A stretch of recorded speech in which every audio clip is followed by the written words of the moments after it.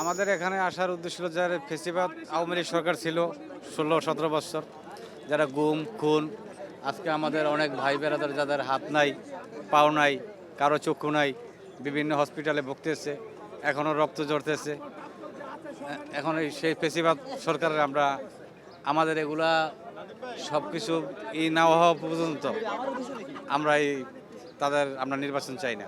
আমি আন্দোলনে আহত হয়েছিলাম সাভারে, এখনও আমার হাত পাওয়া এখনও ঠিক হয় না। আমি এখন পঙ্গু হাসপাতালে আমি বিছনার বেডে আছি। আমাদের যেগুলা এই ট্রিটমেন্ট হবে এবং এই আহতদের যে বিচার হবে, তারপরে সংঘর্ষ যা আমাদের আছে এগুলা সব ক্লিয়ার হওয়ার পরে নির্বাচন হোক। আমরা এই ফেসিবাদ সরকারকে আমরা চাই না। আমাদের মূল দাবি আমাদের এই গণহত্যার বিচার আর এই আওয়ামী লীগকে নিষিদ্ধ করতে হবে, এটাই আমাদের মূল দাবি। এখন সরকার ব্যবস্থা নিচ্ছে, সরকারের কথা তো আমি বলতে পারি না। বিচার পাইনি বলে তো আজকে আমরা রাজপথে আসছি বিচারের দাবিতে, যে আমাদের এই গণহত্যার বিচার আর এই আওয়ামী লীগকে নিষিদ্ধ করতে হবে, এটাই আমাদের মূল দাবি। দেওয়ান আর টাইগার বাজে যখন যাই আমাদেরকে ছাত্রলীগ পোলা মানে উড়া দুরা পিটা লাঠি দিয়ে উড়া দুরা পিটা করে।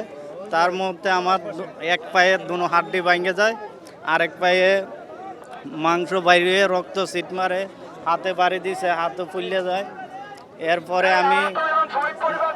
এরপরে আমি অ্যাম্বুলেন্স নিয়ে ময়মনসিংহ মেডিকেলে আয়া ভর্তি হই। আমাকে আন্দোলনের কথা বয়ে ভর্তি করতে চায় না।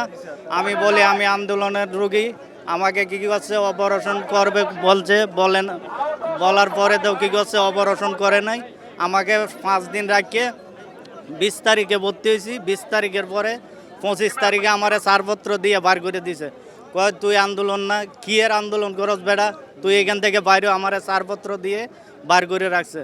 পরে এখন আমাদের দাবি হইল গিয়ে শেখ হাসিনার, আমাদের খুনি শেখ হাসিনার বিচার চাই, আর আমাদের সুস্থ যেমনি চিকিৎসা হয় এটাই আমাদের দাবি।